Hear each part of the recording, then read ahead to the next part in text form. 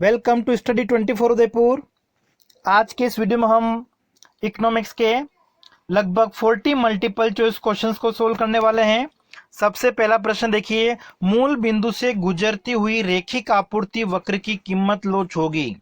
एक supply curve है, linear है, जो ओरिजिन मूल बिंदु से प्रारंभ हो रहा है इस तरीके से। तो इसी स्थिति में अगर हम देखें, प्राइस इलास्टिसिटी जो है, कीमत लोच है, वो किस प्रकार की होगी? एक के बराबर होती है, यूनिटरी इलास्टिक होती है। तो करेक्ट आंसर यहाँ पे ऑप्शन ए।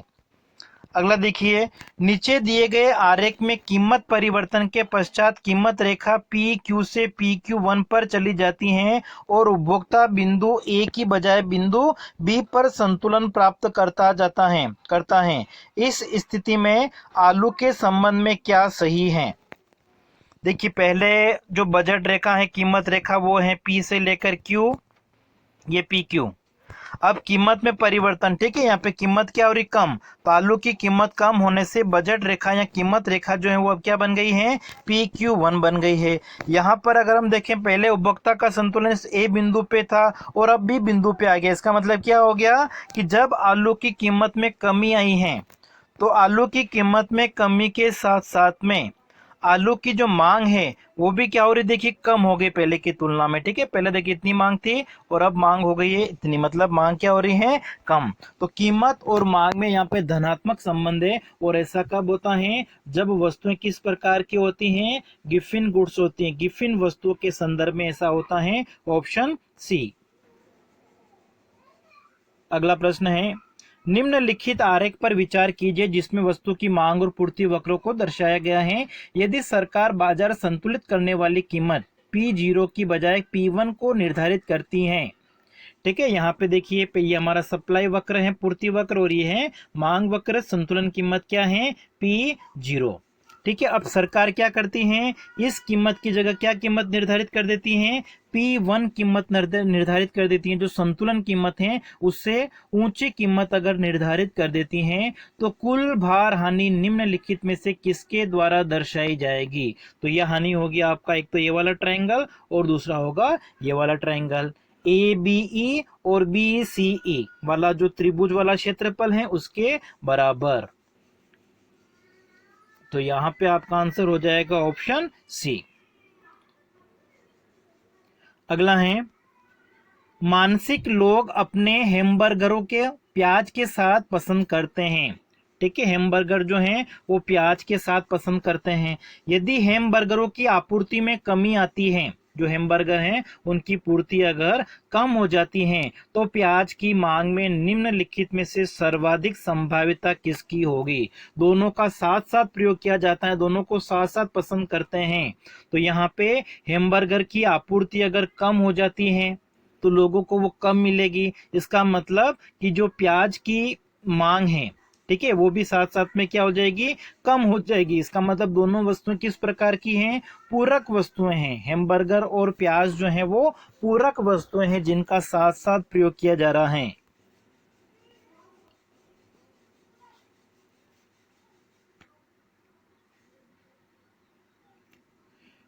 तो हैमबर्गर जो है उनकी आपूर्ति कम होने से क्या होगा? जो प्याज हैं उसमें भी एक तरह से क्या होगी? कमी आएगी, क्योंकि दोनों एक तरह से क्या है? पूरक वस्तुएं हैं। अगला है, नीचे दिए गए आरेख 1 और 2 में मांग वक्र DD और पूर्ति वक्र SS को दर्शाया गया है। बिंदु E और F संतुलन बिंदुओं को दर्शाते हैं। निम्नलिखित में से सही है? तो देखिए, यहाँ पे पूर्ति वक्र का जो ढाल है ऐसा है, ये हमारा मांग वक्र है। तो यहाँ पे जो ई बिंदु है वो एक तरह से अस्थायी संतुलन को दर्शाएगा। ठीक है, मांग वक्र हमारा कैसा होना चाहिए? इस तरीके से होना चाहिए। तो यहाँ पर अगर हम देखें तो एफ बिंदु जो है वो एक तरह से स्थायी संतुलन को दर्शा रहा है। करेक्ट आंसर आपका ऑप्शन डी। अगला है, दुर्लभ चित्रों, दुर्लभ टिकटों इत्यादि की मांग की व्याख्या निम्नलिखित में से किस प्रभाव के द्वारा की जाती है? ठीक है, दुर्लभ वस्तुओं का जो संदर्भ होगा वो होगा हमारा स्नोब प्रभाव से, ऑप्शन आपका ए। ठीक है, स्नोब प्रभाव में हमने पढ़ा था कि जब वस्तु की कीमत कम हो जाती है तो कुछ लोग समाज में अपने को अलग करने के लिए, मतलब जो अमीर लोग होते हैं वो एक तरह से क्या करते हैं, उनकी डिमांड को कम कर देते हैं। ठीक है, वो एक तरह से क्या चाहते हैं, हमारे पास में ऐसी चीज होनी चाहिए जो दूसरे के पास नहीं है, मतलब यूनिक चीज को वो अपने पास में रखना चाहते हैं जो दूसरे के पास में नहीं है। तो दुर्लभ वस्तुएं इसकी एक तरह से उदाहरण हो सकती है। करेक्ट आंसर आपका होगा स्नोब प्रभाव से संबंधित है। नेक्स्ट है, यदि किसी वस्तु पर बिक्री कर में वृद्धि की जाती है किंतु इसकी बिक्री से प्राप्त होने वाले राजस्व में तेजी आती है। ठीक है, बिक्री कर क्या हो रहा है, बढ़ाया जा रहा है, लेकिन बिक्री से प्राप्त होने वाले राजस्व में तेजी से कमी आती है। ठीक है, राजस्व क्या हो गया, सरकार का कम हो गया है। इसका मतलब लोग उस वस्तु को कम खरीद रहे हैं, और वस्तु को कम खरीद रहे हैं, अगर बिक्री कर में वृद्धि से कीमत क्या होगी, बढ़ जाएगी, और कीमत बढ़ने से मांग एक तरह से ज्यादा कम हो जाए। इसका मतलब क्या हो गया, वस्तु की मांग की जो लोच है वह किसी एक तरह से इकाई से अधिक लोचदार हम कह सकते हैं। ठीक है, मांग की लोच क्या है, उच्च लोचदार है, जो विलासिता वाली वस्तुएं होती हैं उनके संदर्भ में। ठीक है, ऐसा हो सकता है। तो ऑप्शन आपका सी। अगला है, गणनात्मक उपयोगिता सिद्धांत की मूलभूत मान्यताएं क्या हैं। ठीक है, उपयोगिता को माप सकते हैं और परिमाणी मतलब संख्या के रूप में बता सकते हैं, बिल्कुल सही है पहला ऑप्शन आपका। मुद्रा की सीमांत उपयोगिता वास्तविक आय में परिवर्तनों के साथ परिवर्तित होती नहीं, ठीक है, स्थिर होती है। विभिन्न वस्तुओं से व्युत्पन्न उपयोगिताएं अंतर निर्भर होती हैं, नहीं। ठीक है, फिर सीमांत उपयोगिता के व्यवहार को समझने में अंतः निरीक्षणात्मक पद्धति का प्रयोग किया जाता है, ये सही है आपका। ठीक है, पहला और चौथा सही है, करेक्ट आंसर ऑप्शन सी।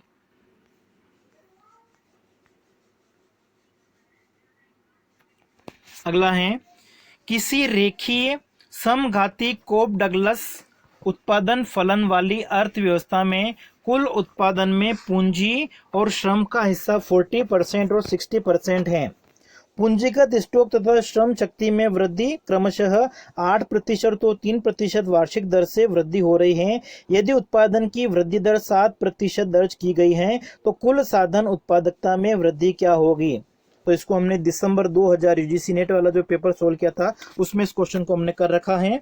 ठीक है, यहाँ पे मैं आपको डायरेक्ट बता देता हूँ कि कुल साधन उत्पादकता में जो वृद्धि है, ठीक है, उत्पादन की जो वृद्धि दर होती है उसमें हम साधन उत्पादकता की वृद्धि दर अगर ज्ञात करनी है इसको आप x मान लीजिए, फिर आपका प्लस हो जाएगा जो पूंजी का हिस्सा है कितना है 40%। ठीक है, 40% का मतलब क्या हो जाएगा 0.4, और फिर आप इसका जो गुणांक है, ठीक है, पूंजी कितना है 8% है, तो ये आपका हो जाएगा 0.8।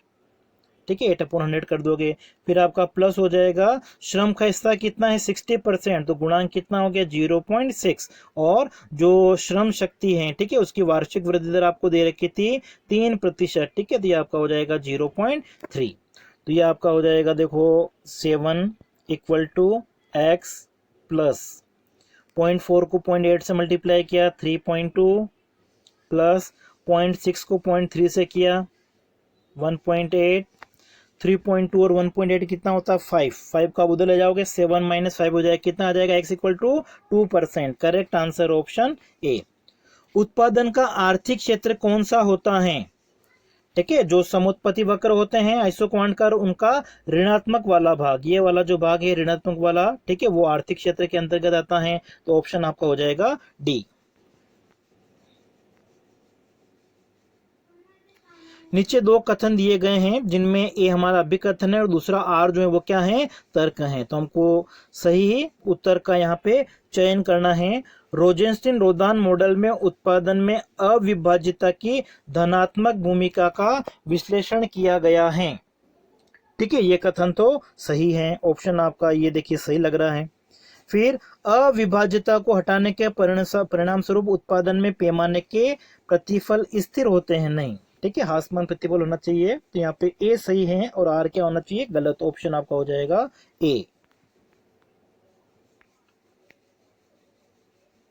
अगला है, स्थिर प्रतिस्थापन लोच उत्पादन फलन के संदर्भ में यदि प्रतिस्थापन प्राचल क्रो जो आपका है वो कितना है -1, तो प्रतिस्थापन की लोच, तो प्रतिस्थापन की लोच हम कैसे निकालते हैं 1/1 प्लस माइनस क्रो। ठीक है, पी जैसा आपको दिख रहा है वो क्रो है। अब प्लस माइनस, तो देखिए यहाँ पे क्रो का मान आपको माइनस दे रखा है, इसका मतलब फॉर्मूले में आप क्या लोगे, प्लस। तो ये आपका हो जाएगा ई इक्वल टू 1/1 प्लस क्रो। ठीक है, तो ये हो जाएगा 1/1 -1। ठीक है, -1 दे रखा था, तो ये 1/0, और 1/0 का मतलब क्या आ जाएगा आपका, इनफाइनाइट। ठीक है, अनंत आ जाएगा। ऑप्शन आपका हो जाएगा ए। परिवर्तनशील अनुपातों के नियम के बारे में निम्नलिखित कथनों पर विचार कीजिए।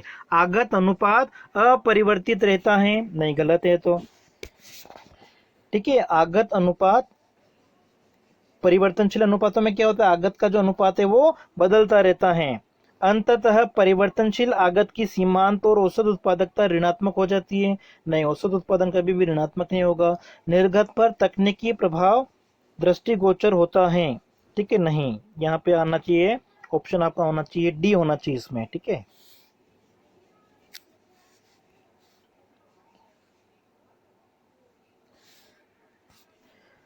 तकनीकी प्रगति पद आपको दे रखा है एटी के साथ निम्नलिखित उत्पादन फलनों के स्वरूप पर विचार कीजिए। उपरोक्त में से कौन सा उत्पादन फलन श्रम वर्धित प्रौद्योगिकी के साथ श्रम और पूंजी के बीच निर्गत के वितरण को स्थिर बनाए रखता है। ठीक है, फर्स्ट वाला होना चाहिए इसमें आपका, तो आंसर हो जाएगा आपका ऑप्शन ए।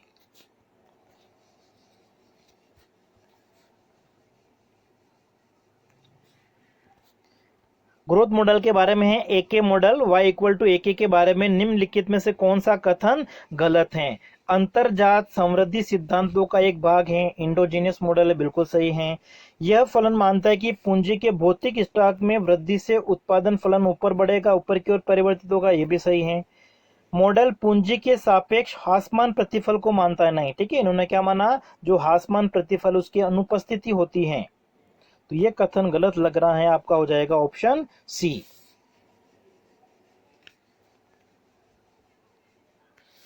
फिर उत्पादन फलन Q बराबर A इंटू के की पावर अल्फा L की पावर बीटा के निम्नलिखित में से कौन सा सही है। कौन सी विशेषता, कौन सा सही है। ठीक है, तो ये अल्फा और बीटा जो होते हैं वो किसको दर्शाते हैं, उत्पादन की लोच को। तो जो अल्फा है वो किसको दर्शाएगा, अल्फा आपका ये रहा। ठीक है, पूंजी की उत्पाद लोच को दर्शाता है, ऑप्शन आपका सी सही होगा इसमें। फिर है, किसी उत्पादक का कुल लागत फलन दे रखा है C बराबर 10 + 5Q + 2Q²। यदि कीमत कितनी है 15, तो उस उत्पादक की सीमांत लागत क्या होगी। तो देखिए संतुलन की स्थिति में क्या होता है, सीमांत लागत जो होती है वो सीमांत आगम के बराबर होती हैं। तो सीमांत लागत के लिए हमको इसका अवकलन करना पड़ेगा, तो ये आपका हो जाएगा 5 + 2Q² का करोगे तो ये हो जाएगा 4Q। ठीक है, इक्वल टू एम आर के लिए हम क्या करेंगे, जो कीमत दे रखी है उसको क्वांटिटी से मल्टीप्लाई कर दो, तो यह हो जाएगा आपका 15Q। ये तो आप जाएगा कुल आगम 15Q, और इसका अगर हम अवकलन करेंगे 15Q का अवकलन क्या होगा, केवल 15 होगा। इसका मतलब जो सीमांत लागत है वो भी 15 आनी चाहिए वैसे। ठीक है, तो आपका आंसर ऑप्शन सी होना चाहिए इसमें।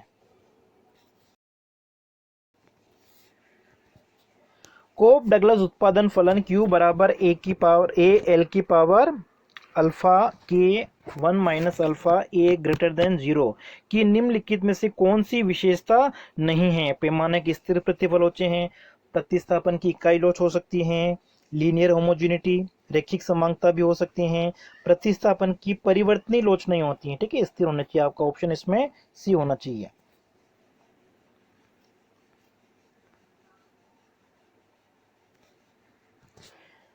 जब उत्पादन में वृद्धि होती है तो अल्पावधि में निम्नलिखित लागतों में से कौन सी लागत निरंतर कमी आनी चाहिए। ठीक है, औसत स्थिर लागत जो होती है वो हमेशा घटती हुई आएगी, क्योंकि औसत स्थिर लागत हम कैसे निकालते हैं, जो स्थिर लागत है उसमें हम उत्पादन की बढ़ती हुई इकाइयों का भाग देते हैं। तो स्थिर लागत में अगर हम बढ़ती हुई इकाइयों का भाग देंगे तो हमेशा घटती हुई आएगी। करेक्ट आंसर ऑप्शन आपका डी। एक उद्योग में पैमाने के बढ़ते प्रतिफल की मौजूदगी में किस बात की प्रवृत्ति होती है।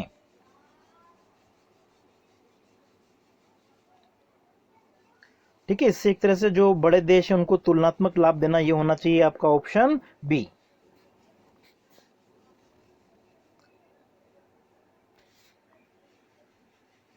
फिर अगला प्रश्न है, किसी उद्यमी का अल्पावधि कुल लागत फलन हमको दे रखा है और कीमत हमको दे रखी है 5। तो उक्त उद्यमी द्वारा निम्नलिखित में से किस उत्पादन पर लाभ अधिकतम किया जाएगा।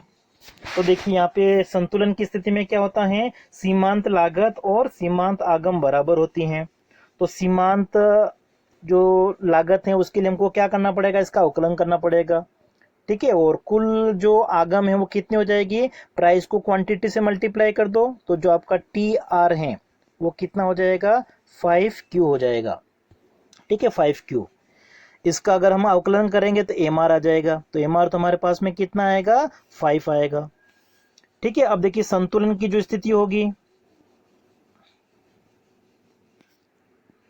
तो संतुलन की स्थिति में क्या होता है, एम आर बराबर एम सी होता है। तो ये जो कुल लागत दे रखी इसका अगर हम अवकलन करेंगे, दिया अवकलन आपका हो जाएगा 3Q² माइनस 20Q, ठीक है, इक्वल टू आपका हो जाएगा ये 5Q। फिर इसको अगर हम सोल्व करें तो ये आपका हो जाएगा 3Q² इक्वल टू 15Q, और फिर ये Q अगर हम कॉमन ले लें तो 3Q equal to 3Q minus 15 equal to 0, 3Q equal to हो जाएगा 15। तो Q इक्वल टू कितना हो जाएगा, 15/3, 5,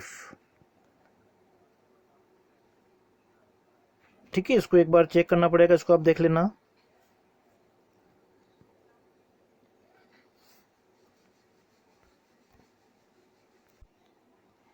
तो इसको एक बार आप चेक कर लेना, फिर मैं बाद में आपको और बता दूंगा इसका। नीचे दी गई किसी फर्म की कुल लागत मांग फलन के अनुसार ये बताएगी किस कीमत पर लाभ अधिकतम होगा। यहाँ पे भी हमको कुल लागत फलन दे रखा है और मांग फलन दे रखा है। तो अधिकतम लाभ के लिए हमको क्या करना होता है, सीमांत लागत जो है वो सीमांत आगम के बराबर होनी चाहिए। तो सीमांत लागत 5Q² का आप करोगे, दिया जाएगा 10Q minus 20 equal to, price को क्वांटिटी से मल्टीप्लाई करेंगे, टीआर आ जाएगा 100Q माइनस 3Q², और इसका अगर हम एम आर निकालेंगे तो हमारे पास में आ जाएगा 100 माइनस 6Q, ठीक है। अब इसको हम सोल्व कर लेते हैं, तो यहाँ पे आपका प्लस होना चाहिए 10Q प्लस 20। अब देखिए इसको अगर हम आगे सोल्व करें 10Q, ये हो जाएगा 16Q, ठीक है, माइनस के 6Q को हमें दिला है 16Q इक्वल टू 100 माइनस 20 हो जाएगा ये 80। तो Q इक्वल टू कितना आ जाएगा, 5, ठीक है, Q इक्वल टू हमारा आ जाएगा 5। अब देखिए हमको क्या पूछा हुआ है, कीमत पूछा हुआ है। तो Q यहाँ पे आप क्या करो, Q की जगह 5 लिख दीजिए। तो 100 माइनस 3 इंटू 5, 1500 माइनस 15 करोगे कितना आ जाएगा, 85, ठीक है। इसको और चेक कर लीजिएगा। एल आकार का औसत लागत वक्र बड़ी फर्मों में देखा जाता है, क्योंकि बड़ी फर्मों में क्या होता है, वृद्धिशील प्रतिफल नियम जो है वो कार्य करता है। ऑप्शन आपका ए होगा इसमें। निम्नलिखित में से किस उत्पादन फलन में हेरोड तटस्थ और हिक्स तटस्थ दोनों तकनीकी प्रगति को स्वीकार किया गया है। कोप डगलस मॉडल होना चाहिए इसका आंसर, ऑप्शन आपका ए।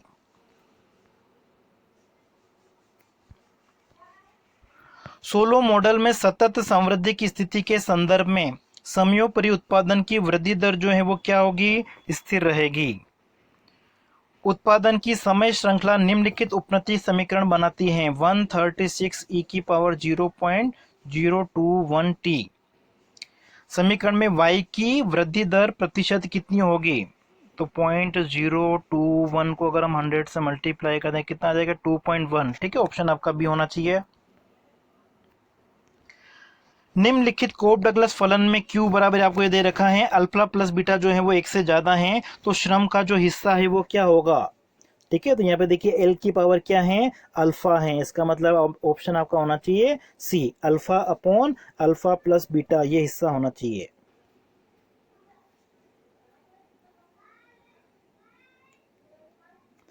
कोप डगलस उत्पादन फलन के जो घातांक होते हैं, ठीक है, ए एल की पावर अल्फा है, के की पावर बीटा है। तो ये अल्फा बीटा जो होते हैं वो एक तरह से क्या दर्शाते हैं कि श्रम और पूंजी की जो उत्पाद लोच है वो क्या है और इनका कुल आय में हिस्सा कितना है, दोनों दर्शाते हैं। ऑप्शन आपका करेक्ट सी। अगला है पैमाने की मितव्ययिताओं की अवधारणा निम्नलिखित में से किसमें लागू होती हैं। पैमाने की मितव्ययिताएं जो है वो किसके साथ में संबंधित हैं, दीर्घ काल में, ठीक है, जो तकनीकी गुणांक है उनके साथ में। ऑप्शन आपका ए।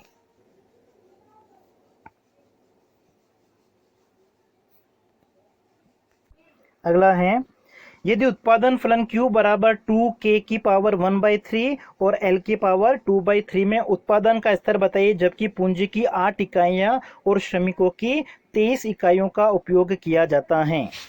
तो देखिए ये जो हमारा उत्पादन फलन उसमें हम वैल्यू अगर रख दें तो Q बराबर ये आपका हो जाएगा 2K की जगह हम लिख देंगे 8, 1/3, L की जगह हम लिख देंगे 27, इसकी पावर आपकी हो जाएगी 2/3।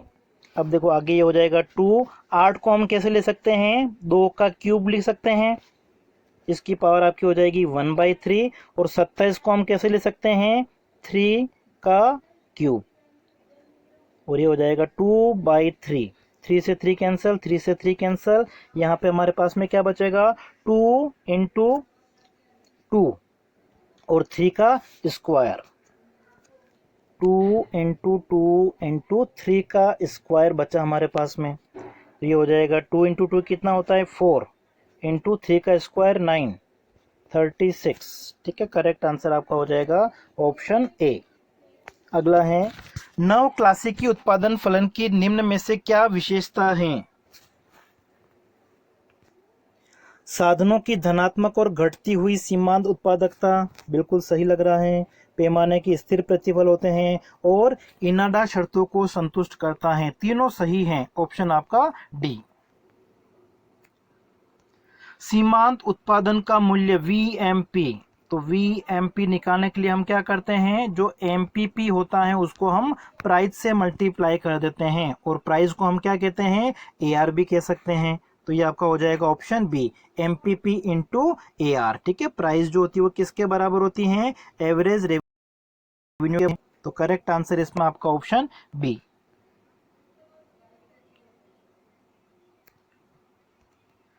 सीईएस उत्पादन फलन हमको दे रखा है, तो इसमें अगर हम देखें तो जो दक्षता प्राचल है, ठीक है, वो आपका दर्शाएगा 4।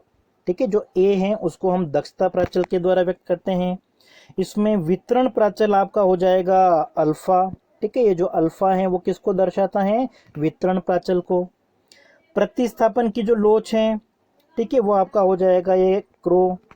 और पैमाने के प्रतिफल के जो प्राचल हैं उसको हमने प्रदर्शित कर रखा है म्यू के द्वारा। तो इस हिसाब से आप देख लेना कौन सा करेक्ट होता है।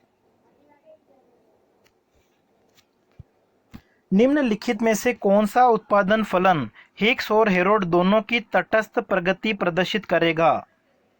अभी आया था ये कोब डगलस उत्पादन फलन।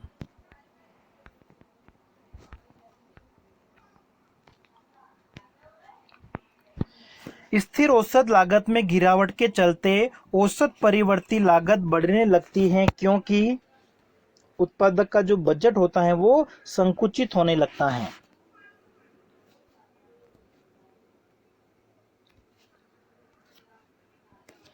निम्नलिखित व्यक्तियों पर विचार कीजिए। दीर्घावधि औसत लागत वक्र न्यूनतम बिंदु पर न्यूनतम सुदक्ष पैमाने के रूप में जाना जाता है।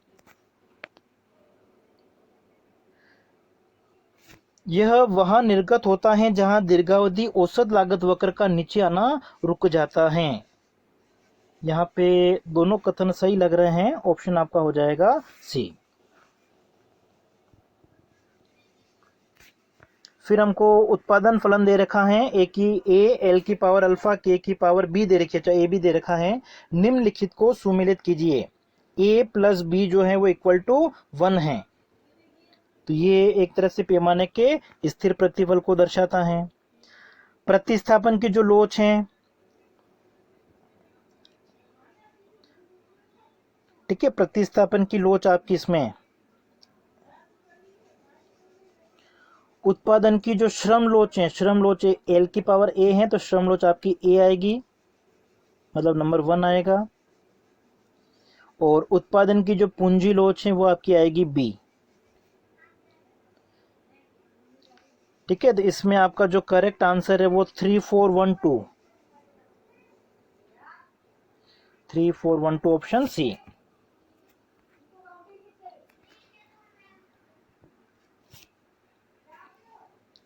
हासमान प्रतिफल प्रतिलाभ का नियम तब लागू होता है जब सीमांत उत्पादन जो है वो क्या होता है, घटने लगता है।